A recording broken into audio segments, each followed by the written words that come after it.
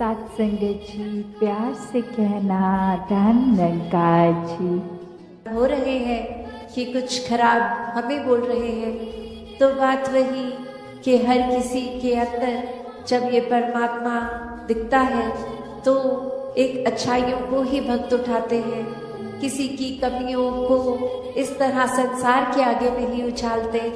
एक दिल में अगर वाकई ही एक कंसर्न है उस इंसान के लिए, तो उस इंसान को डायरेक्टली जाके उसके पीठ पीछे एक बैक बाइटिंग नहीं, उसको सामने जाकर बोला जाता है कि ये जो आपने बात कही वो ठीक नहीं थी, इसमें अगर आप सुधार कर लें तो वाकई ही आपका सुधार हो जाएगा, अगर आप अपने थोड़ा बिहेवियरल चेंज लेके आएंगे। और फिर संत यही समझाते हैं कि बिहेवियरल चेंजेस तो टेम्पररी फिर भी हो सकते हैं, कुछ देर की लर्निंग के लिए हो सकते हैं, फिर कभी और ये बिहेवियर वापस हो सकता है एग्रेसिव एंग्री। तो फिर कैसे हर समय के लिए एक मन को शांत रखना है, शीतल रखना है, मन में सहजता रखनी है, मन में सुकून का भाव रखना है, और एक तन मन धन हर रूप से, ये सामाजिक रूप से एक संदेश जो हमारे अंदर ये मिशन की आइडियोलॉजी वही एक हर एक तक पहुंचाई जाए।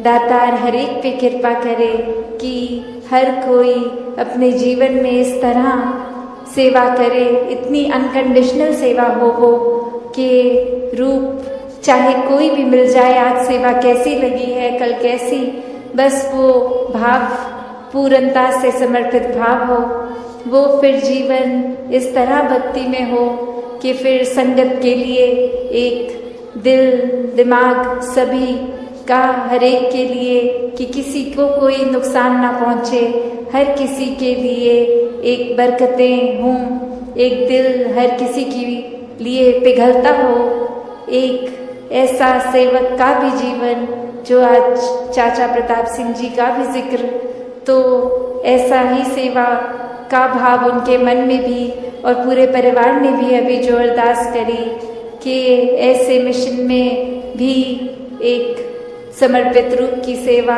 अर्पण करते हुए आज भी परिवारों में भक्ति का माहौल एक जो बरकरार है, आगे भी ऐसे बढ़ते चले जाएं, तो दातार हर किसी पे कृपा करे। तो भक्तों ने हमेशा वो अच्छाई की ओर ही रुख करना सिखाया है कि परिस्थिति अगर इस परमात्मा ने दी है तो अच्छी ही होगी। एक अगर उस परिस्थिति को अच्छा नहीं समझ रहे हम, तो वो हमारी कमी है। इस परमात्मा ने तो पूर्ण किया है इस परिस्थिति को भी। जब इस परमात्मा ने हमको जो कुछ दिया वो परमात्मा का जो दान है, तो ये परमात्मा जहाँ पूरा है तो परमात्मा की दी हुई हर परिस्थिति भी पूर्ण है। फर्क सिर्फ हमारे नजरिए का होता है कि उसको हम किस तरह देख रहे हैं, उस परिस्थिति में से हम निचोड़ क्या निकाल रहे हैं, उससे सिखलाई क्या निकाल रहे हैं। क्या हम सिर्फ हमारे अनुसार कुछ नहीं हुआ तो उसके वजह से इस परमात्मा को ही कोस रहे हैं, या ये भी मान रहे हैं कि ये ही हमारे लिए बेस्ट है और कैसे इसमें वरदान छुपा हुआ है। तो एक ये नजरिया भक्तों ने हमेशा से जो दिया कि आध्यात्मिक पहलू अपना हर किसी ने जहाँ एक बहुत ही उस नजरिए का बनाना है कि जीवन में ये शरीर मिला है, ये मटेरियलिस्टिक वस्तुएं मिली हैं, घर बार रिश्तेदारी बहुत कुछ मिला है, तो क्या इसी में पूरा समय रहकर इस परमात्मा के लिए समय नहीं निकालना, या फिर एक चुनाव अपना है कि इस परमात्मा के प्यार के रंग में ऐसे रंगे जाएं कि कोई दुनियावी रंग फिर छू नहीं सकता। ये पक्के का रंग, ये एक हर समय रहने वाला रंग, और इस रंग को जिसने भी अपने ऊपर लगाया वो हमेशा के लिए आनंदित हो गए। एक जीवन हर समय के लिए झूम झूम के जिया गया, और ये चेतनता ब्रह्म ज्ञान से जहाँ एक ये स्पिरिचुअल लाइफ में तो हर समय ये बहुत ही अच्छा माध्यम है टूल। पर एक और बात भी देखी जाए कि अगर हम कोई दुनियावी कोई मटेरियलिस्टिक अपनी रिस्पॉन्सिबिलिटी कोई काम काज भी कर रहे हैं, कुछ भी कर रहे हैं, तो उसमें भी चेतनता होनी बहुत जरूरी होती है। चाहे वो अक्सर छोटा सा एग्जाम्पल ड्राइविंग का भी कि सड़क पे होते हैं तो अक्सर वही पंक्ति बार बार नजरों के आगे आती है कि सावधानी हटी दुर्घटना घटी। तो ये हर समय चेतनता की बात है कि कहाँ पे हैं हम इस समय, वो एक एक पल का हमें होश वो खबर उस पल में ही रहें, वरना तो सोच एक सेकंड लगता है इधर उधर भागने में, ध्यान भटकने में। तो कैसे जहाँ उपस्थित है शरीर वहाँ मन को भी उपस्थित रखना है और ये चेतनता हर समय की जीवन में हो। तो फिर बात वहीं आती है जहाँ से हर बात की ही शुरुआत है, ये परमात्मा, ये निराकार, ये जो बेरंगा है, इसके एहसास में हर समय रहना एक पॉसिबल है।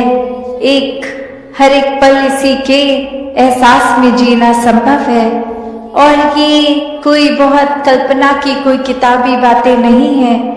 हर कार्य करते हुए इसके ही एहसास में अगर रहा जाए तो ये परमात्मा हमारे जीवन में और गहराई से उतरता है। कैसे फिर जहाँ बात अभी जिक्र भी अहंकार का हुआ कि कैसे फिर मन हमारा अक्सर इतना ज्यादा, किसी ने थोड़ी तारीफ क्या कर दी, वो ही बात में इतना अपने आप को श्रेष्ठ मानते हुए एक ऐसी विचारधारा के अंतर्गत रोज जीना उठना खाना बैठना शुरू कि अब हमसे श्रेष्ठ तो कोई नहीं। हर एक जीवन में हमने सोसाइटी में कुछ मान सम्मान पा भी लिया तो वो मान सम्मान एक किसी तरह की अपनी ही अहंकार का कारण बने नहीं। जहाँ जिस रूप में भी हम जीवन में प्लेस्ड हैं वो हमारे लिए अहंकार का कारण नहीं, विनम्रता का कारण होना चाहिए। अपने दायरे में बहुत नाम कमा लिया है, एक हमारा कुछ औहदा कुछ रिस्पेक्ट बन गई है, एक तरह के हम सेलिब्रिटी बन गए हैं, कुछ दो चार लोग हमें जान गए हैं, तो ये एक इम्पोर्टेंट होने का अहंकार या कोई और तरह का अहंकार ये मन में घर कर लेता है। तो ये सारी चीजें सिर्फ इस्तेमाल के लिए और साथ में एक प्रभाव समाज पे भी इस तरह रहे भक्तों का शुरू से ही कि अपना भी कल्याण है औरों का भी कल्याण है। कोई भी काम भक्त किसी भी समय एक सेल्फिश होके सिर्फ अपने लिए नहीं करते। भक्तों को तो यही मन में होता है कि हर एक के दिल में ठंडक पहुंचे, हर एक के दिल में एक आराम हो, हर किसी के लिए एक भाव शुद्ध, हर एक कोई परमात्मा का ही रूप तो बहुत ही पूजनीय। किसी को भी भक्तों ने कभी चोट नहीं पहुंचाई, किया हो ना किया हो, उस टाइम हम अपने दिमाग को, इस चेतनता को, ये रैशनल को भी नहीं एक सामने रखते। बस हमने सोच लिया तो हकीकत ही बन गई वो हमारी। तो अक्सर संसार में इंसान अपने बहुत सारे ऐसे सत्य बना लेता है, तो कैसे वो सच्चाई हमने सोच ली, वो कल्पना कर ली, तो वो एक हमारा ही नजरिया, वो माय वे और द हाईवे वाली बात कि जो मेरे सोच है वही सही है, औरों की राय मैटर नहीं करती, औरों का तरीका मैटर नहीं करता। तो ऐसी सोच अगर है तो हमारी ग्रोथ कहाँ है उसमें। एक जीवन को फिर हमने इतना ही अपने आप अपनी ईगो से भर लिया, अपनी सोच से, अपने माइंडसेट को ही एक सही मानकर, तो कैसे इस जीवन में जब जिएंगे तो वो माया रूप यहाँ पे हावी होगा। क्योंकि when we are so full of ourselves तो हम लर्निंग कहाँ से करेंगे, जबकि इस निराकार, इस दातार ने तो हर जगह इस कण कण से शिक्षा लेने का एक रूप दिया है। इस परमात्मा से जुड़कर जीवन में खुद भी एक अपने रोशनी ही करा जा सकता है, फिर वो मन का ठहराव अपने आप आ जाता है।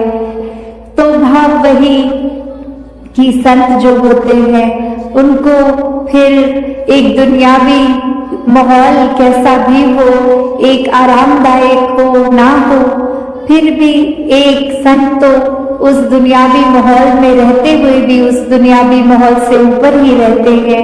एक आनंद की अवस्था में हर स्थिति में खुद को एडजस्ट करते हुए कि एक जहाँ स्थिति जो है उसको अगर वो सही भी करनी है तो उसमें प्रयत्न करना है, एक अपने दुनियावी रूप में अचीवमेंट सपने बनाकर उस तरफ चलना है।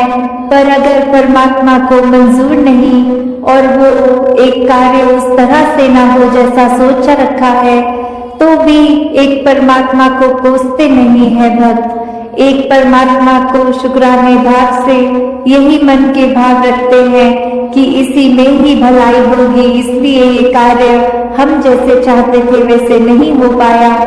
तो कैसे अपने जीवन को भक्तों ने हर समय इस परमात्मा के ही आसपास केंद्रित रखा कि एक दुनिया में हर दिन कैसा भी समय आ सकता है, पर ये परमात्मा ही है जिसके आश्रय एक अच्छा और बुरा समय दोनों ही आराम से कट जाते हैं, जहाँ फिर ये मन में सोच नहीं आती कि एक जीते जी बेचैन है और जीने के बाद जब ये मौत हो जाएगी तो इस आत्मा का क्या होगा।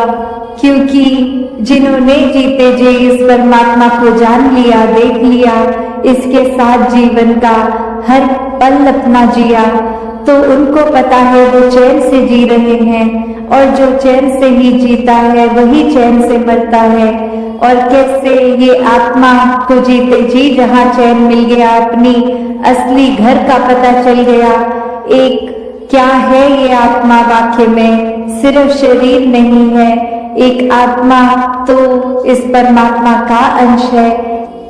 तो बात वही कि कैसे हर एक में जहाँ हर किसी में इस परमात्मा को देखना है, हर एक के अंदर वो कैपेसिटी है, वो पोटेंशियल है कि कैसे इस परमात्मा के सारे गुण हम चाहे एक मनुष्य के शरीर में है, पर परमात्मा जैसे दैवीय गुणों से हम युक्त हो सकते हैं, ह्यूमन वैल्यूज से युक्त हो सकते हैं।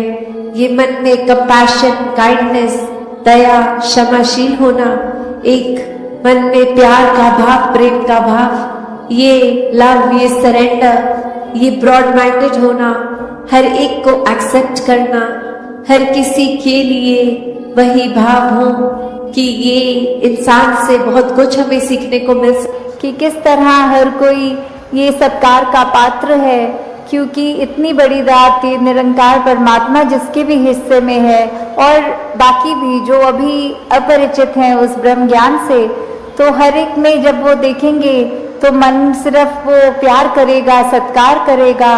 और फिर हम हर एक को वो बेनिफिट ऑफ डाउट की जो बात आती है कि अगर किसी ने कुछ हमें गलत भी कर दिया, कोई किसी का कर्म हमें दुख पहुंचाता है, तो अपने उस व्यक्ति से गुस्सा ना करके सिर्फ एक ही भाव मन में अपने आप आएगा कि उस व्यक्ति की शायद कोई मजबूरी रही होगी, आज उसका हो सकता है दिन अच्छा ना रहा हो, कोई किसी ने कुछ उसको बुरा बोल दिया हो तो इसलिए उसका मन कड़वा हुआ है, इसलिए उसके बोल कड़वे निकले हैं।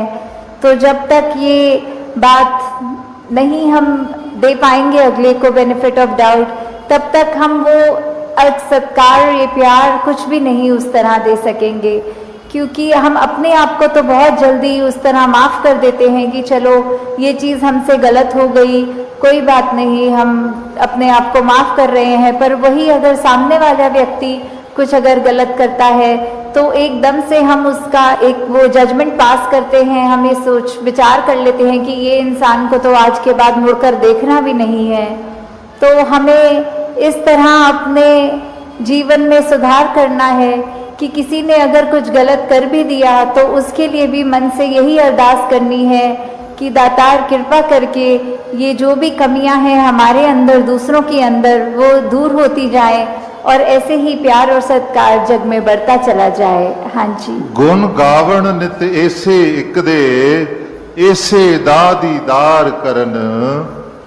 तो ये जो दीदार की बात होती है, किसका गुण गाना है, किसके दीदार करने हैं, तो वो ये परमपिता परमात्मा निरंकार, ये जो एक ऐसी सत्ता है जो शुरू से है, वो हमेशा से कायम दायम रहने वाली, कि कैसे हम जब तक वो एक निरंकार जो इस तरह से देखा जाए, अगर एक व्यक्ति दूसरे को देख रहा है तो उनकी आंखों के बीच में भी वो है, वो अपनी पलकों से भी नजदीक है, जैसे बोलते हैं शारक से भी नजदीक।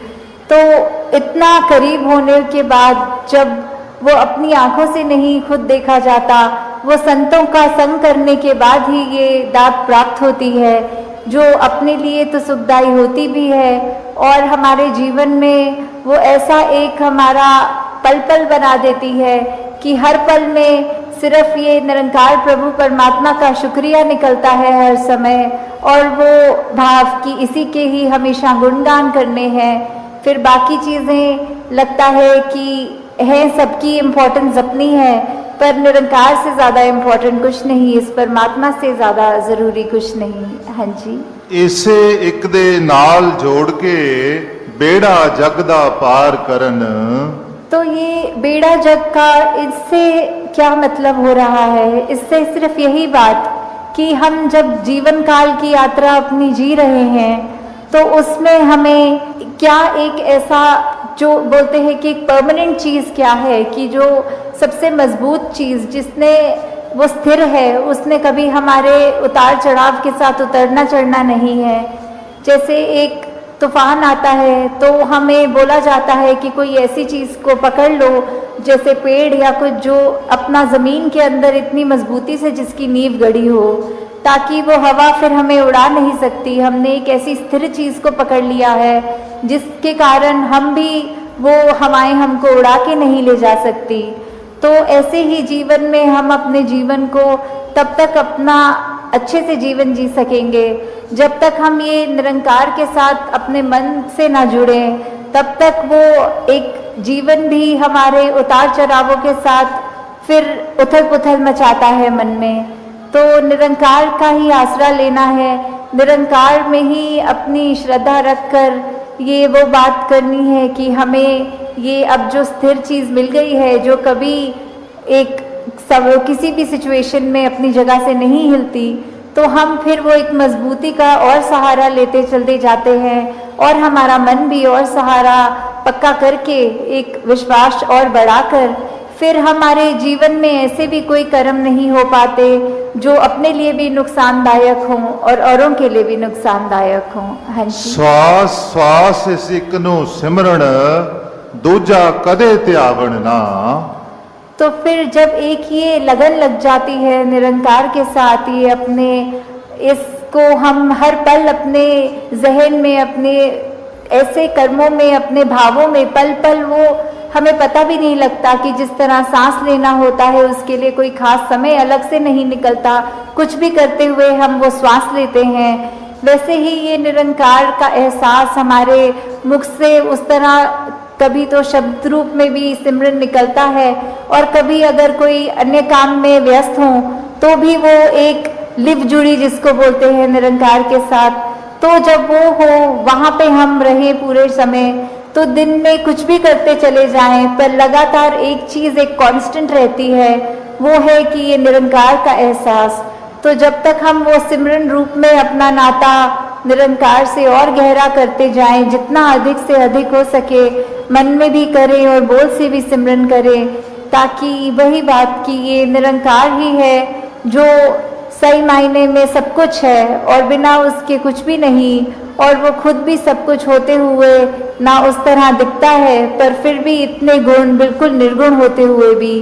तो हमें भी ये सब ज़्यादा से ज़्यादा ऐसे कोशिश करनी है कि हम बिल्कुल वही गुणों को अपने जीवन में उतार पाएं, उसी तरह अपने जीवन को चला पाएं जिस तरह युगों युगों ने संतों ने चाहा है कि एक कर्म हमारे ऐसे बनते जाएं, एक ऐसा हमारे दिल से दिल का रिश्ता इस निरंकार प्रभु परमात्मा से जुड़े। हाँ जी। कहे अवतार और पूरे गुरसिख एक नु कदी भुलावन ना। तो फिर ये जो एका है, ये निरंकार की तरफ इशारा करते हुए कि जो भी पूर्ण गुरसिख होंगे, जिनको ये ब्रह्म ज्ञान की दात प्राप्त हो गई और उसके बाद वो अपने अहंकार को तज के ये उस तरह एक सिर्फ इस एक ही के साथ ही जुड़ा हो, चाहे वो किसी भी भाव से हम लेते हों, जो अपनी श्रद्धा से जो भी बुलाना चाहे, तो उसके साथ जब तक जुड़े हैं, इसका एहसास करते हुए, तो ही सब कुछ है। नहीं तो वो एहसास जिस पल खो दिया, समझो वो जीवन काल वहीं थम गया, या फिर वो भी नहीं पता लगता कि कब वो पतन की ओर एक हमारे सोच विचार बन जाते हैं। तो हमें किस तरह ये अपने अंदर और मेहनत करनी है कि बस ये एक जो है। संगत जी प्रेम से कहना, इस तरह से हमने इस निराकार दातार का शुक्राना करना है, एक सबर संतोष के साथ जीवन जीना है।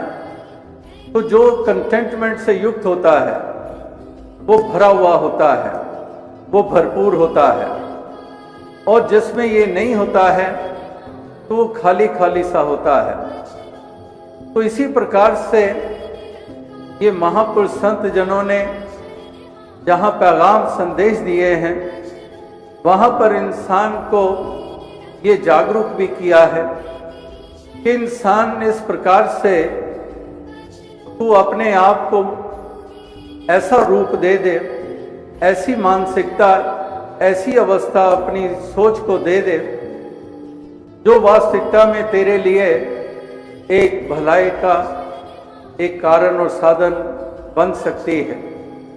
आज तक यही बनी है, जरिया और साधन उनके लिए, उनको महत्वपूर्ण बनाने के लिए, उनका रुतबा बुलंद करने के लिए, जिनकी श्रद्धा से आज नाम लिए जाते हैं।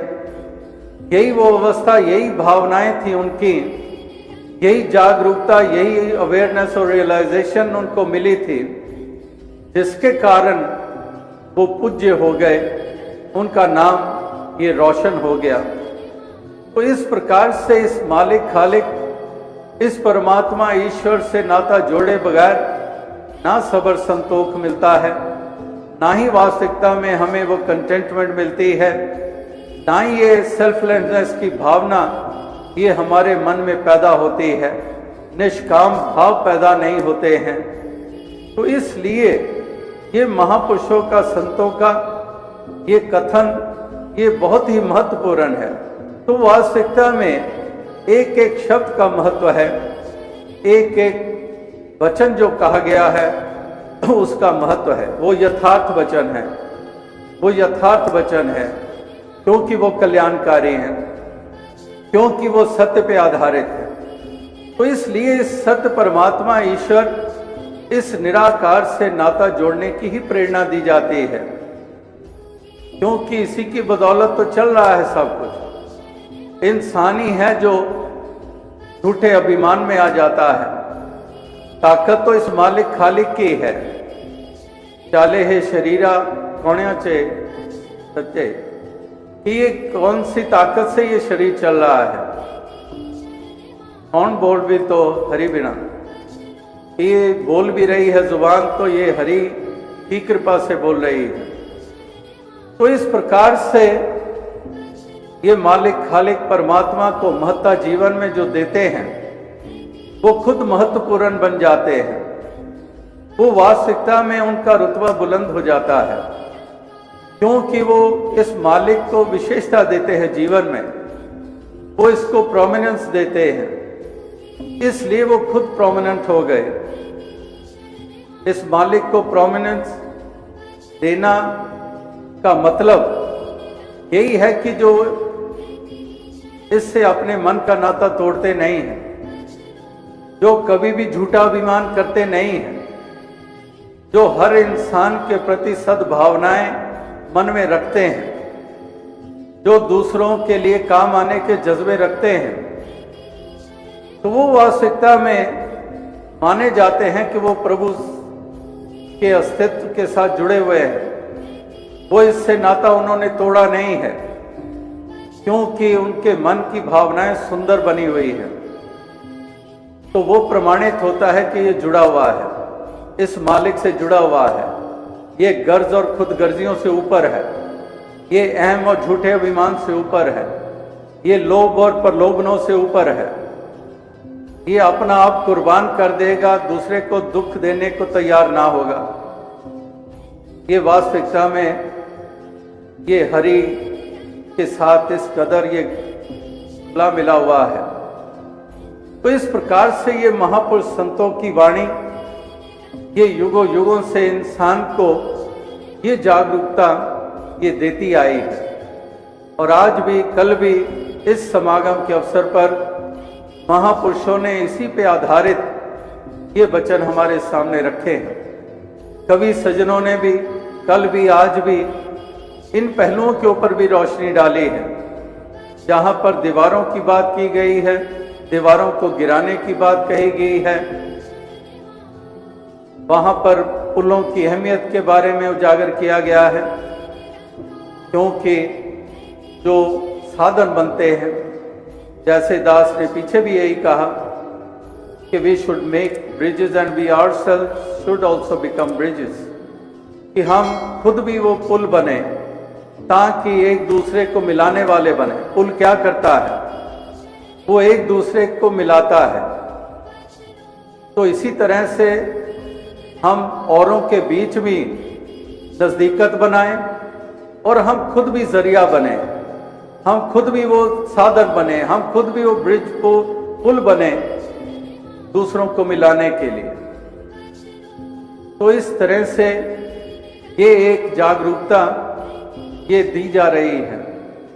और वास्तविकता में यही कार्य युगों युगों से संतों महात्माओं का रहा है। क्या उन्होंने एक दूसरे से एक दूसरे को दूर किया था?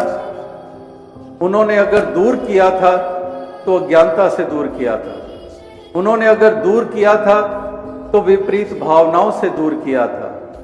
अगर उन्होंने दूर किसी को किया था तो संकीर्णताओं से दूर किया था। उन्होंने इंसान और इंसान के बीच दूरियां पैदा नहीं की थी। इसलिए उन्होंने पुल बनाए भी और वो खुद पुल बने भी। इस कदर उन्होंने जोड़ा, इस कदर सारी मानवता को इस धागे में, जैसे भिन्न भिन्न प्रकार के फूल होते हैं और उसमें एक धागा होता है, थ्रेड होता है, वो उनको जोड़ देता है। इसी प्रकार से महापुरुषों ने, भक्तों ने ये परमात्मा ईश्वर रूपी धागा, ये प्रेम रूपी धागा, इसी में ये तमाम फूलों को पिरो डाला। और वो फूल जब पिरो दिए गए धागे के सहारे, वो गले का हार बन गए, गले की शोभा बन गए। तो यही तो कार्य करना था जो बलियों गुरु पीर पैगंबरों ने किया, जो संतों महात्माओं ने किया। हमने उन्हीं का अनुकरण करके ही तो साबित करना था कि हम उनके पैरोकार हैं। वरना तो आज पैरोकार होने के दावे तो बहुत हो रहे हैं, लेकिन जो उनकी शिक्षाएं हैं, जो उनका जीवन है, उस तरफ एक भी कदम बढ़ता हुआ दिखाई नहीं देता है। तो इस तरह से महापुरुष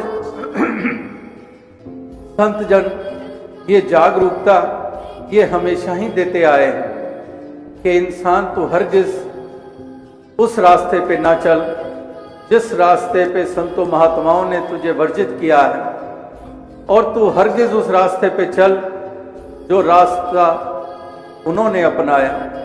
उन्हीं का अनुकरण करना है, उन्हीं का अनुसरण करना है।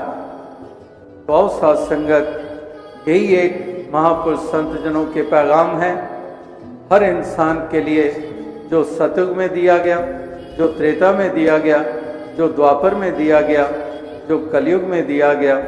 किसी पैगंबर, किसी बलि के द्वारा वो हर वचन, वो हर शिक्षा, वो हर इशारा जिस तरफ किया गया है, वाकई काश इंसान उस तरफ बढ़ चले और तज दे ये कुदरतें तज दे ये वैर वास्ते, तज दे ये संकीर्णताएं और तज दे ये हिंसक प्रवृत्तियां, और ऊपर उठ जाए झूठे अभिमानों से, ऊपर उठ जाए लोभ लालच से, और सही मायनों में एक ऐसा बशिंदा बने, ऐसा इंसान बने जो वाकई ही एक दूसरे का हितैषी बन के जिए, सारे इंसानों को अपने परिवार का अंग मान के जिए, केवल तमाशे देखने वाला ना हो, केवल दूसरों की हंसी उड़ाने वाला ना हो, केवल दूसरे को लुक डाउन अपॉन ना हो, ऐसा दूसरे को नीचा देखने वाला ना हो, जो वाकई ही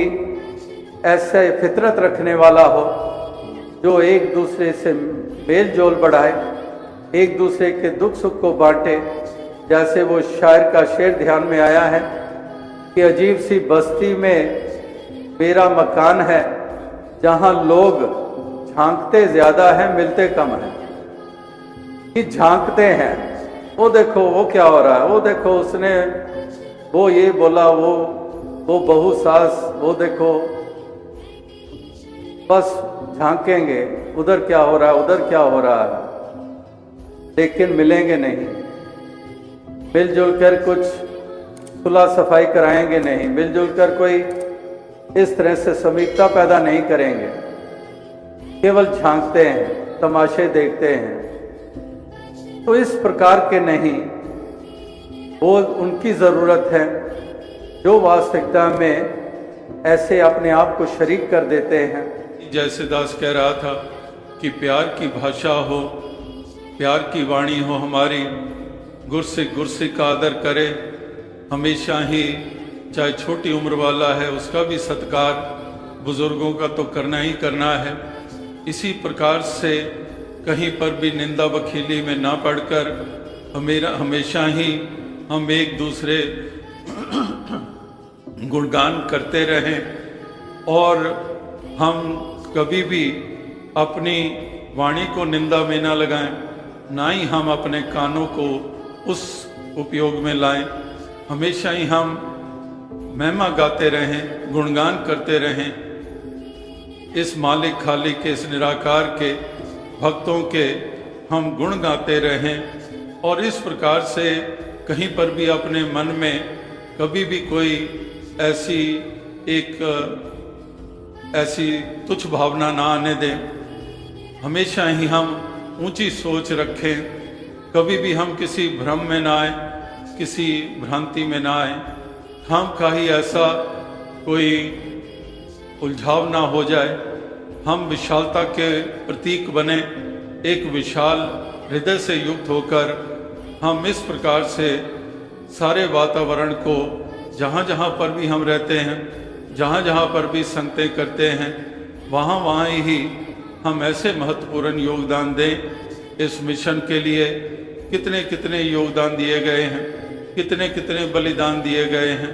हम उन बुजुर्गों को या किसी उम्र वाले थे उनको याद करते हैं जिन्होंने इतनी तप त्याग से ऐसी योगदान दिए हैं। बाबा बूटा सिंह जी ने, शहनशाह बाबा अवतार सिंह जी ने, बाबा गुरबचन सिंह जी ने जहाँ पर लगातार मार्ग प्रदर्शन किए, वहाँ पर कितने कितने ऐसे जिन्होंने छोटी उम्र से लेके बुजुर्गी तक, आखिरी श्वासों तक ये परोपकार किए और एक पूर्ण गुरसिख बनकर जीवन के सफ़र को तय किया। तो हम अवश्य एक विशालता से युक्त होकर इस प्रकार से ये अपनी ज़िंदगी को, इस जीवन के सफ़र को तय करते चले जाएं। इसी प्रकार से इस संसार की जो ऐसी अवस्था है जो कि एक परेशानी का, एक मायूसी का कारण बनी हुई है, एक घुटन का कारण बनी हुई है, तो एक भक्तजन ही संसार के भी वातावरण को सुंदर रूप देने के लिए हमेशा अपना योगदान देते आए हैं। तो यहाँ पर और भी आपने देखा, यहाँ पर जो डिफरेंट कंट्रीज से यहाँ पर महापुरुष भी आए, महाराष्ट्र के हर इलाके से आए, और इसी प्रकार से विश्व के अनेकों मुल्कों से आए। Many saints have come from UK, Australia, Middle East and Canada, America, and Far East, there has been representation. And also, we are glad to have a team of doctors from various countries who have been attending so many patients and treating them and giving them some relief. So, a feeling of gratitude towards them and all of you, जो आप सभी इस प्रकार से ये एक योगदान इस परोपकार में आप देते चले जा रहे हैं। तो ये नज़ारे जैसे दास ने कहा कि आँखों में बसा लें, ये हृदय में बसा लें, और इस प्रकार के एक माहौल, ऐसे खुशियों जन्नत का जैसे नज़ारा होता है। तो किसी शायर ने कहा कि यार के वक्त रुखसत की क्या घड़ी थी कि हंसती हुई रात रो पड़ी थी। यानी कि वो कहने का उसका यही भाव था कि एक ऐसी खुशियाँ, आनंद जो हमें ऐसे अवसरों पर प्राप्त होती हैं तो किसी का जाने का मन नहीं करता है। तो ये शायर भी यही कहना चाह रहा है कि वास्तविकता में एक हमारे मन में जो एक खुशी की महसूसियत होती है कि तन मन नाच उठता है, रोम रोम नाच उठता है, पुलकित हो जाता है मन। और इसी प्रकार से दातार कृपा करे कि यहाँ मैदानों से रवानगी अवश्य होगी, क्योंकि यहाँ तो बैठे रह नहीं सकते, घरों में जाना है, अपनी जिम्मेदारियों का पालन करना है, परोपकार करना है, प्रचार करना है, संगतें करनी हैं, सब कार्य करने हैं।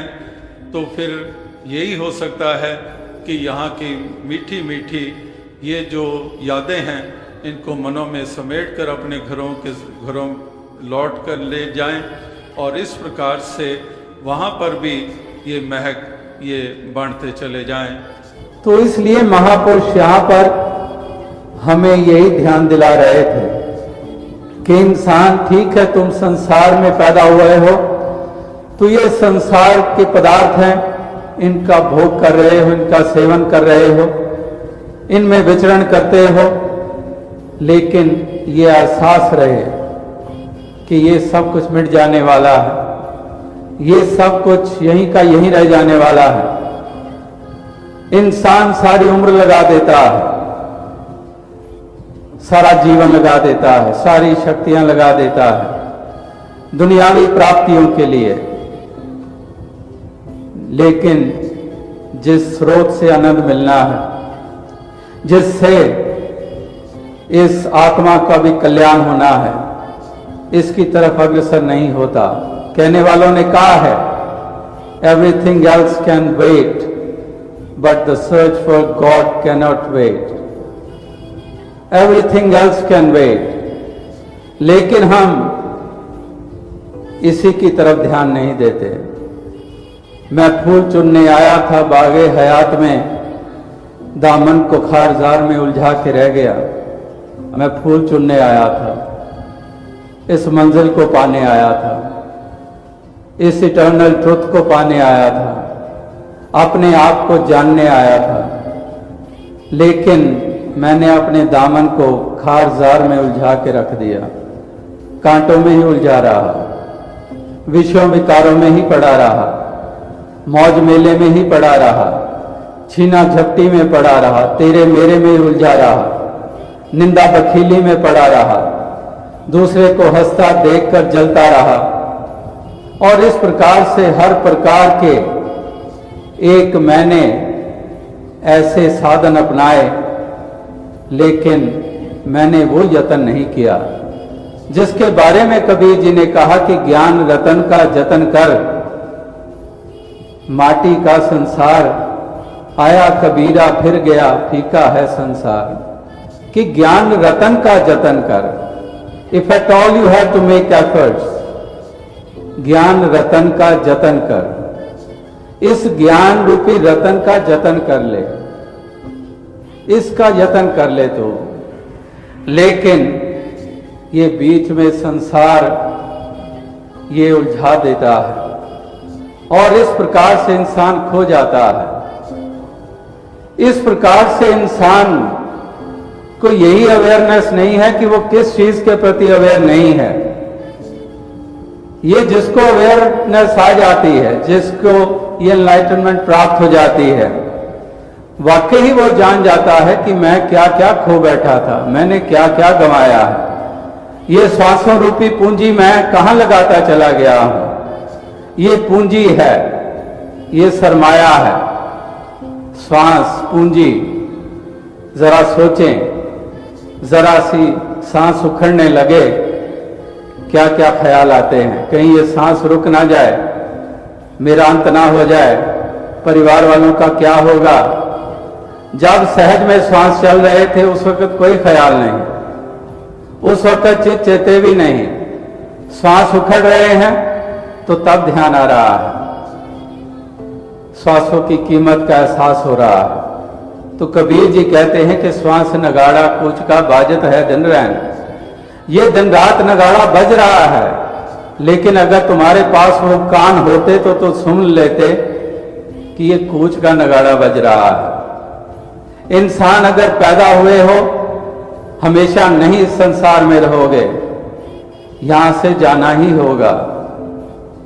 यहां कोई हमेशा नहीं रहा है। गुरु पीर पैगंबर नहीं रहे, तुम कहां रहोगे। भूल जाओ कि तुम्हारे पास दौलत है तो रहोगे, तुम्हें हुकूमतें मिल गई हैं तो रहोगे, तुम्हारे पास विद्या है, बहुत डिग्रियां हासिल की हैं तो रहोगे। नहीं, बलवान, धनवान, विद्वान कोई हमेशा नहीं रहा। आए हैं सो जाएंगे, राजा रंक फकीर।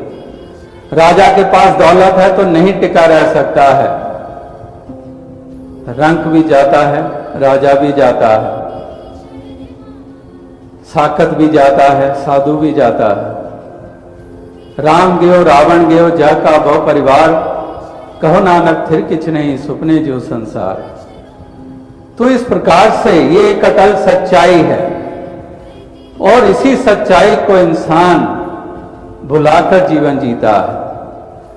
तो इसलिए महापुरुष संत जन ये याद करवाते हैं। हजरत ईसा मसीह जी ने भी कहा कि नो गॉड ये वर्शिप, जिसकी पूजा अर्चना करता है इस परमात्मा को जान लो। और जिसने जान लिया तो जान लिया, तो फिर वो कहता है कि मुक गया सब झगड़ा छेड़ा।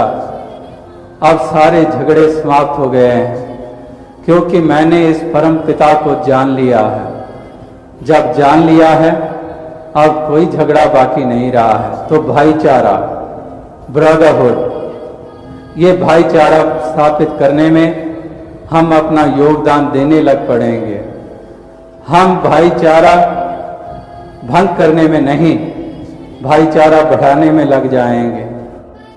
तो इसी प्रकार से ये महापुरुष संत जनों ने जहाँ पैगाम संदेश दिए हैं, वहाँ पर इंसान को ये जागरूक भी किया है कि इंसान इस प्रकार से तू अपने आप को ऐसा रूप दे दे, ऐसी मानसिकता, ऐसी अवस्था अपनी सोच को दे दे जो वास्तविकता में तेरे लिए एक भलाई का एक कारण और साधन बन सकती है।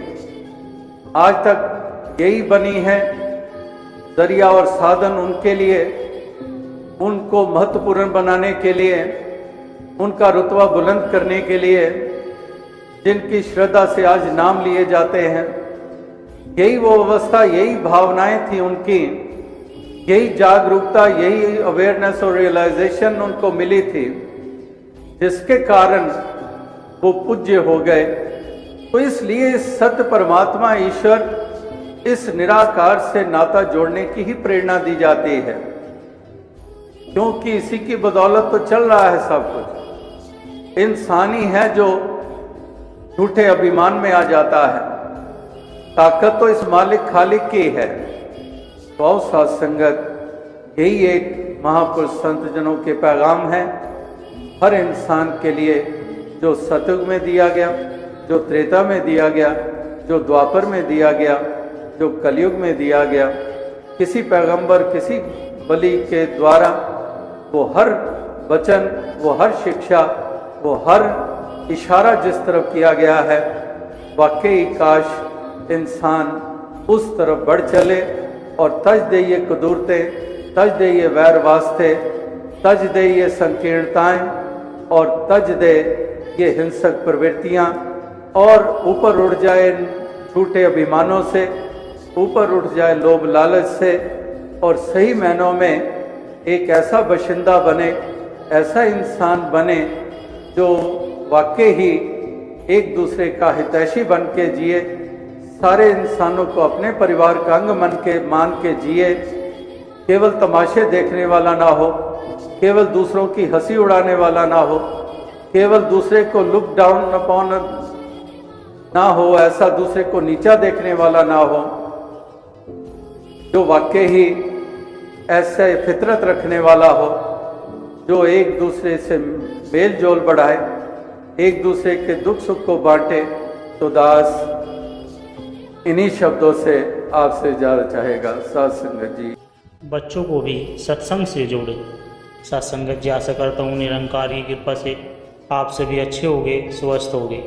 साथ संगत जी, आप जी के चरणों में बहुत ही सुंदर प्रेरणादायक कहानी विचार, जिसका विषय है कि हम सभी संतों को अपने बच्चों को भी सत्संग से जोड़ने चाहिए और उन्हें सत्संग में लाना चाहिए। तो साथ संगत जी जानते हैं इस कहानी के माध्यम से साथ संगत जी हमारे जीवन में सत्संग का क्या स्थान है, ये तो हम समझते हैं, लेकिन क्या कभी सोचा है कि हमारे बच्चे जिनका मन अभी कोरे कागज की तरह है, उन्हें सत्संग से जोड़ना कितना आवश्यक है।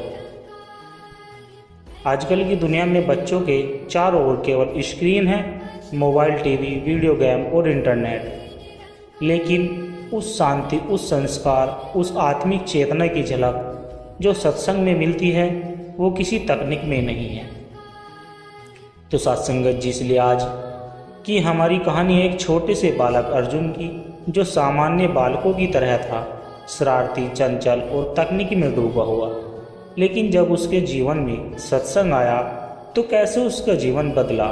ये कहानी उसी परिवर्तन की है साथ संगत जी। यह केवल एक बालक की कहानी नहीं, बल्कि हर माता पिता, हर शिक्षक, हर समाज सेवी के लिए एक संदेश है कि अपने बच्चों को यदि बचपन से ही आध्यात्मिकता, भक्ति और सेवा के मार्ग पर चलाना है तो सत्संग से बेहतर कोई प्रारंभ नहीं है। तो आइए सुनते हैं साथ संगत जी बालक अर्जुन की खोज, एक ऐसी कहानी जो आपको हंसाएगी भी, रुलाएगी भी और सोचने पर मजबूर कर देगी कि क्या हमने अपने बच्चों को सत्संग की ओर बढ़ाया है। साथ संगत जी, गांव में रहने वाला 10 साल का अर्जुन बहुत ही होशियार लेकिन बेहद चंचल बालक था। दिन भर खेल कूद, वीडियो गेम, मोबाइल में व्यस्त रहना उसकी दिनचर्या थी। पढ़ाई में तेज था लेकिन ध्यान कम लगता। माँ बाप को लगता कि अर्जुन में कुछ कमी नहीं है, लेकिन फिर भी कोई अधूरापन था। माँ कभी कभी सत्संग जाने की बात करती, लेकिन अर्जुन नाक बो सिकोड़ देता। माँ, वहाँ क्या रखा है, वहाँ तो बोरिंग बातें होती है। एक दिन अर्जुन ने माँ से पूछा, माँ भगवान कौन है। माँ ने मुस्कुराते हुए कहा, बेटा यह समझना हो तो चल एक बार सत्संग में मेरे साथ, वहाँ तुझे उत्तर भी मिलेगा और शांति भी मिलेगी। थोड़ी नानुकुर के बाद अर्जुन राजी हो गया। अर्जुन पहली बार सत्संग में गया। वहाँ उसने देखा कि कोई झाड़ू लगा रहा है, कोई जूते सजा कर रख रहा है, कोई स्टेज पर भक्ति गीत गा रहा है। सबके चेहरे पर अजीब सी शांति थी। संत ने प्रवचन में कहा, बच्चों को मोबाइल नहीं, मन का मोक्ष चाहिए। उन्हें ज्ञान दो, केवल ज्ञान ही असली शस्त्र है। अर्जुन मंत्रमुग्ध रहा गया। उसे पहली बार लगा जैसे कोई उसके दिल की बात कह रहा हो। वहाँ उसे एक और बच्चा मिला जिसका नाम नील था। जो उसी की उम्र का था, लेकिन बेहद शांत, संयमी और सेवा में आगे। अर्जुन को अचरज हुआ कि ऐसा कैसे हो सकता है। सत्संग के बाद अर्जुन ने नील से पूछा, तू इतना शांत और खुश क्यों है? नील बोला, क्योंकि मैं रोज प्रभु के पास जाता हूँ, सत्संग सुनता हूँ, सेवा करता हूँ और भगवान को याद करता हूँ। नील ने उसे बताया कि कैसे सत्संग में आने से उसने झगड़े करना छोड़ दिया, पढ़ाई में मन लगने लगा और माता पिता भी उससे प्रसन्न रहने लगे। अर्जुन को ऐसा लगा जैसे उसे कोई खजाना मिल गया हो। अर्जुन ने तय किया कि अब वो हर सप्ताह सत्संग जाएगा। उसने माँ से खुद कहा, माँ अगली बार सेवा में मुझे भी ले चलना। धीरे धीरे अर्जुन ने मोबाइल से दूरी बनाई। वह किताबें पढ़ने लगा, भजन गाने लगा और सत्संग में बच्चों की संगति में रहने लगा।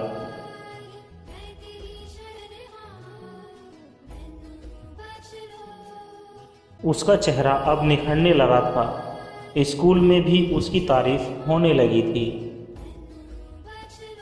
एक दिन सत्संग में बच्चों को मंच से अपने अनुभव बताने के लिए कहा गया।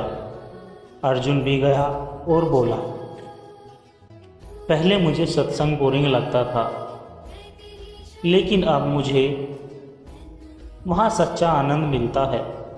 सत्संग ने मुझे भगवान से जोड़ा और अब मैं जान गया हूँ कि असली खुशी फ़ोन में नहीं, प्रभु की भक्ति में है। उसके शब्दों ने सभी को भावुक कर दिया। सब ने ताली बजाई। सत्संगत जी, इस कहानी से हमें यह सीख मिलती है कि बच्चों को अगर सही दिशा देनी है तो सत्संग से बड़ा कोई मार्गदर्शन नहीं है। जब बच्चे सत्संग से जुड़ते हैं तो उनमें संस्कार, सेवा, संयम और भक्ति का बीज अंकुरित होता है। अगर हर माता पिता तय कर ले कि वे अपने बच्चे को सप्ताह में एक बार सत्संग जरूर ले जाएंगे तो एक पीढ़ी भविष्य सुधर जाएगा। बचपन में बोया गया सत्संग का बीज जीवन भर पुण्य का फल देता है। सत्संग जी, बचपन एक बीज की तरह होता है, जैसे संस्कार डालोगे वैसा वृक्ष बनेगा। आज के बच्चे कल का समाज बनते हैं, लेकिन हम कितना प्रयास करते हैं कि बच्चों को सत्संग, भक्ति और आध्यात्मिक ज्ञान से जोड़े। सत्संगत जी, आज की यह कहानी एक गरीब बच्चे की है, जो गरीब लेकिन बुद्धिमान बच्चे दीपक की, जो एक अंधेरी झोपड़ी में पला, लेकिन सत्संग ने उसकी आत्मा को ऐसे प्रकाशित किया कि वह पूरे गांव के बच्चों के लिए प्रेरणा बन गया। दीपक 11 साल का था। माँ बाप ईंट भट्टे पर काम करते थे। झोंपड़ी में न बिजली न किताबें, लेकिन उसकी आंखों में था तो बस ज्ञान का दीप जलाने का सपना। हर शाम वह ट्यूशन के बहाने मंदिर के बाहर बैठता, लेकिन उसका ध्यान वहाँ नहीं, पास के चल रहे सत्संग पर होता था। वहाँ संत कहते थे, अज्ञान सबसे बड़ा अंधकार है और सच्चा ज्ञान सत्संग से मिलता है। दीपक सुनता और सोचता, क्या मैं भी ऐसा बन सकता हूँ? एक दिन हिम्मत कर वह अंदर गया। सबसे पीछे बैठकर ध्यान से सुनता रहा। एक बुढ़िया दादी ने देखा और उसे बुलाया और बैठाया और बोली, बेटा क्या नाम है तुम्हारा? उसने कहा कि दीपक। दादी मुस्कुराई, बहुत अच्छा नाम है, तू एक दिन सबका दीप बनेगा। वो दिन दीपक की जिंदगी का मोड़ था। हर शाम वह सत्संग में समय बिताने लगा। दीपक धीरे धीरे सत्संग में छोटे काम करने लगा, चप्पलें सजाना, पंखे चलाना, पानी देना। एक दिन मंच से संत ने कहा, सेवा सबसे बड़ा साधन है, सेवा से बड़ा कोई योग नहीं। दीपक ने यह बात दिल पर ले ली। उसने स्कूल में भी सेवा करनी शुरू की, क्लासरूम साफ करना, दोस्तों की मदद करना। एक दिन माँ ने कहा, सत्संग में समय मत गवाया कर, कुछ कमा कुछ पढ़।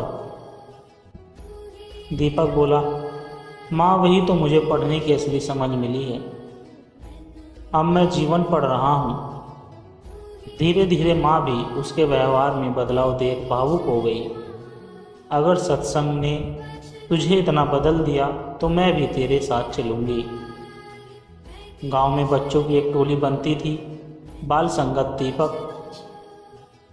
संगत समिति दीपक उसका प्रमुख बना। हर रविवार को बच्चों को भजन, नैतिक कहानियाँ और छोटे छोटे प्रवचन सिखाने लगा। उसकी बातों से गांव में बड़े बड़े अधिकारी भी प्रभावित हो गए। उसने स्कूल में भी सत्संग की एक शाखा शुरू की। अब दीपक का सपना था हर बच्चा सत्संगी बने, हर घर में ज्ञान का दीप जले। एक दिन एक हादसा हुआ। दीपक के पिता ईंट भट्टे में घायल हो गए। घर में खाने को पैसे नहीं थे। सत्संग के लोग मदद के लिए आए, लेकिन दीपक ने मंच से कहा, सच्चा भक्त केवल लेने नहीं देने आता है। सेवक के बदले में सेवा चाहिए, सहानुभूति नहीं। उसने खुद चप्पल की दुकान पर काम शुरू किया, लेकिन सत्संग नहीं छोड़ा। कुछ सालों बाद जब दीपक 15 साल का हुआ तो उसे राज्य सरकार ने युवा प्रेरणा पुरस्कार से सम्मानित किया। टीवी चैनलों पर उसका इंटरव्यू आया, उसकी सफलता का रहस्य।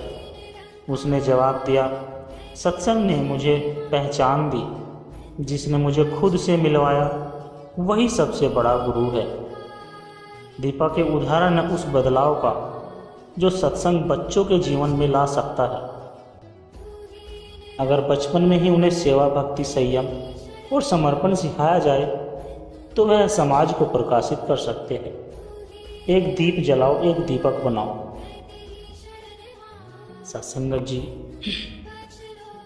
आज की दुनिया में हम बच्चों को बहुत कुछ सिखाते हैं, अंग्रेजी, गणित, विज्ञान, खेल कूद, लेकिन आत्मा क्या है, भगवान कौन है, जीवन का उद्देश्य क्या है, यह कोई नहीं सिखाता। इसलिए आज की कहानी है एक ऐसे बालक की जो केवल 9 वर्ष का था, लेकिन उसकी आत्मा ने जन्मों जन्मों की खोज की थी। उस बालक का नाम कन्हैया था। एक आम बच्चा नहीं, एक खोजी आत्मा, जिसे बचपन में ही सत्संग की चाबी मिली और उसी चाबी से उसने खोज डाला आत्मज्ञान का द्वार। सत्संगत जी, कन्हैया के मन में बचपन से ही अजीब सवाल उठते थे कि मैं कौन हूँ, क्या मृत्यु के बाद सब खत्म हो जाता है, भगवान कहाँ रहते हैं। माँ कहती है, बेटा ऐसे सवाल सत्संग में पूछना। एक दिन गांव में सत्संग लगा। माँ ने कहा, चल तेरे सारे सवालों के जवाब मिलेंगे। कन्हैया पहली बार गया और वहाँ साधु ने कहा, सच्चा ज्ञान आत्मा का ज्ञान है और आत्मा को जानना ही सच्चा जीवन है। कन्हैया चौंका, आत्मा ये क्या है?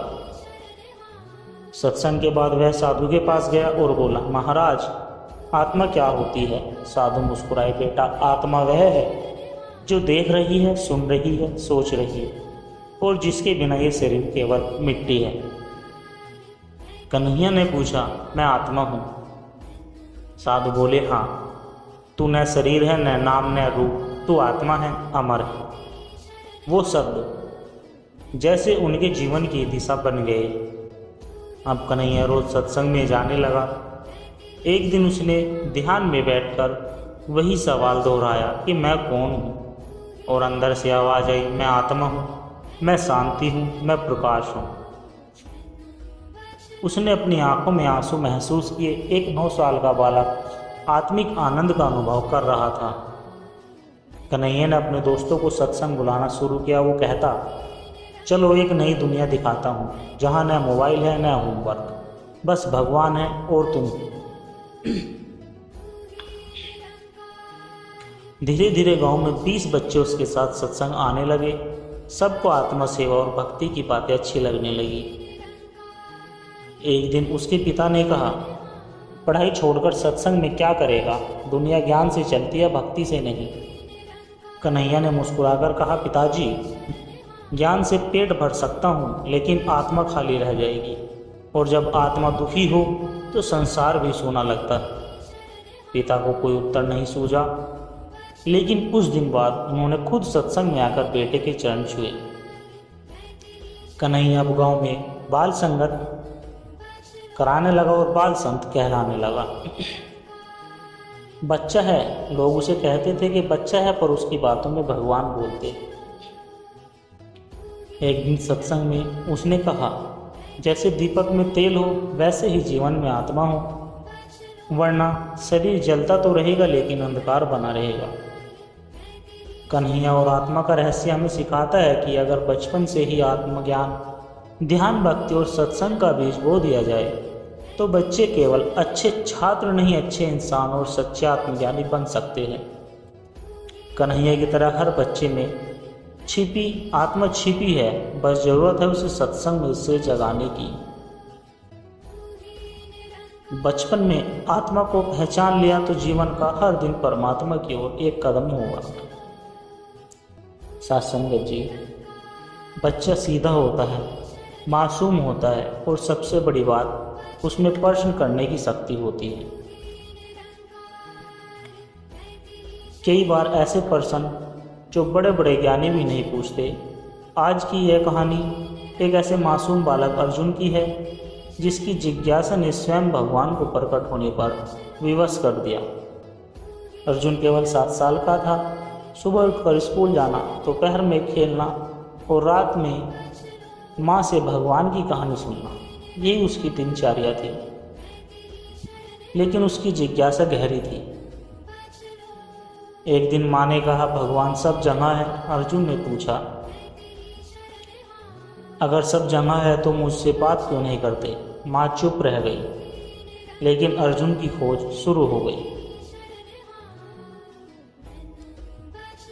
एक शाम खेतों में अर्जुन अकेला बैठा आसमान की ओर देखकर बोला, भगवान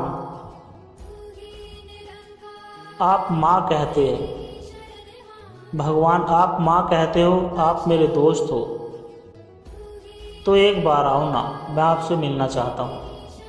उसकी मासूम पुकार आकाश में गूंज गई और दूर कहीं एक धुनी बजी। एक हल्की सी हवा चली और एक साधु वहाँ आ खड़ा हुआ। बेटा, भगवान किसी एक रूप में नहीं आते।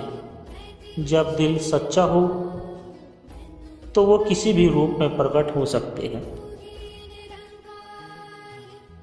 साधु ने कहा, भगवान बच्चों को बहुत प्रिय मानते हैं, लेकिन वे केवल उन्हीं से बात करते हैं जिनका मन सच्चा, स्वार्थ रहित और शांत हो। अर्जुन बोला, कैसा बनूं मैं ऐसे? साधु बोले, हर दिन सुबह उठकर 5 मिनट ध्यान कर, भगवान को बुला, सेवा कर और किसी से झूठ मत बोल, यही भगवान की पाठशाला है।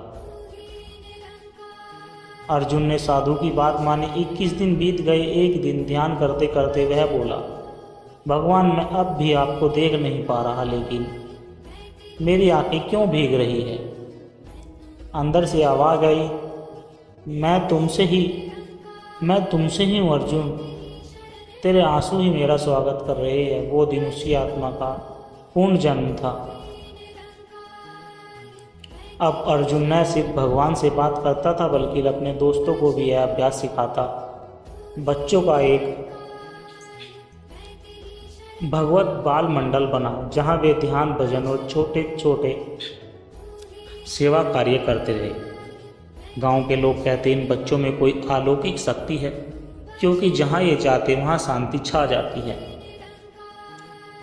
एक दिन अर्जुन के पिता बीमार पड़ गए।